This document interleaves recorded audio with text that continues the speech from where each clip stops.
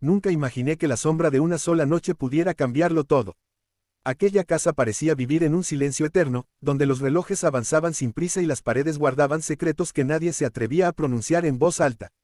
Yo, Andrés, caminaba cada día entre la opulencia y el vacío. Mi esposa, Clara, nunca entendió mi distancia, y yo buscaba un refugio en alguien que no debía amar. Mariana era su nombre, la criada que movía la casa con una discreción que se volvía invisible, como un fantasma que acaricia los muebles antes de desaparecer. Pero su risa, ligera y silenciosa, era lo único que rompía el peso de aquel hogar lleno de cuadros dorados y habitaciones demasiado grandes para dos corazones tristes. Clara siempre había sido frágil de espíritu y corpulenta de cuerpo. Su risa era un eco apagado, su mirada, un espejo de resignación.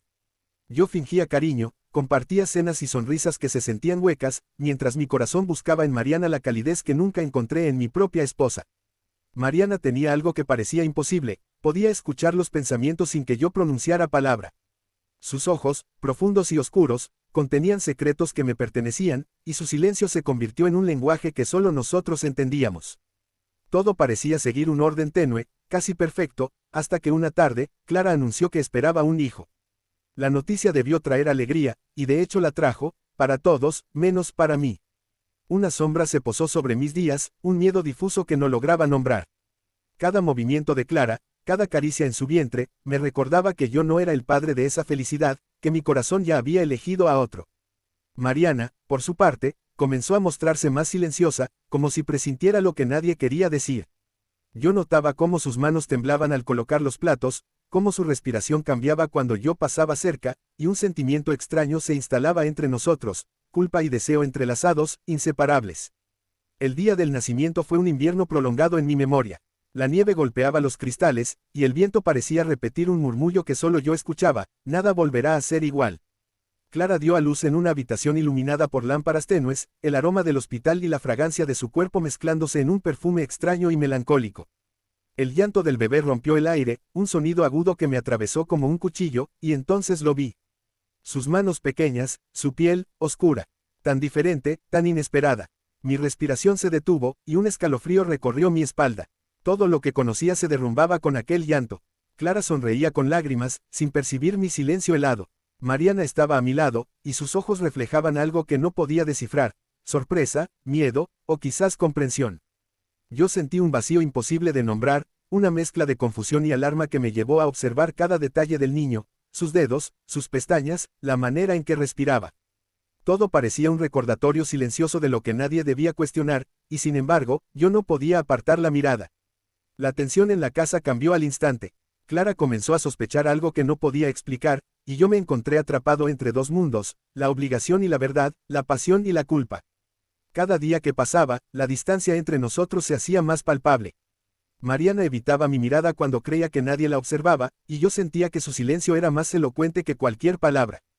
La casa, antes tranquila, ahora vibraba con secretos no dichos, con gestos que ocultaban historias demasiado grandes para ser pronunciadas. Un domingo, mientras la nieve caía con la suavidad de un suspiro, escuché a Mariana llorar en la cocina.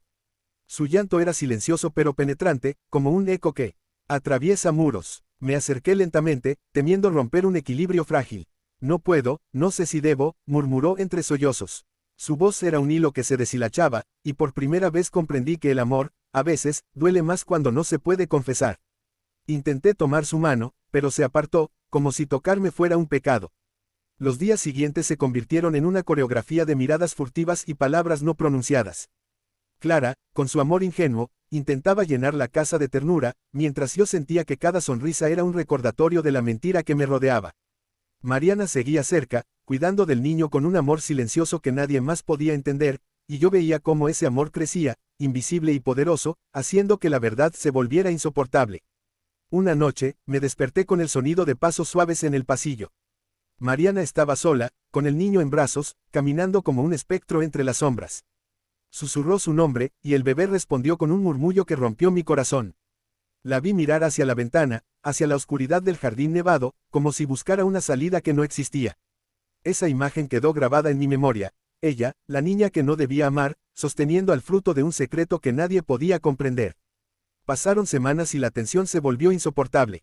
Clara comenzó a notar pequeñas cosas: una mirada prolongada, un gesto contenido, una sonrisa que no incluía a todos. La casa se volvió un lugar donde cada sombra parecía tener un significado, donde los muebles y los pasillos se convirtieron en testigos de algo imposible de nombrar. Una tarde, Clara me enfrentó en la sala principal, con el niño dormido en su cuna. Andrés, hay algo que no me estás diciendo, dijo, y sus ojos reflejaban miedo y desconfianza. Quise responder, abrir mi corazón, pero las palabras se atascaron en mi garganta. ¿Cómo confesar lo que ni siquiera yo podía entender? Mariana, al escuchar los murmullos, apareció en el umbral, pálida, temblando. Sus ojos se encontraron con los míos y por un instante, todo quedó en silencio. El aire parecía comprimido, pesado, como si la casa misma contuviera la respiración. Clara retrocedió, confundida, y yo sentí que la verdad, si alguna vez existió, estaba a punto de estallar en 1000 fragmentos. Pero nadie dijo nada, la tensión se convirtió en un pacto invisible, todos sabíamos algo que nadie se atrevía a pronunciar. Con el tiempo, la vida siguió su curso, aunque marcada por la sombra de aquel secreto.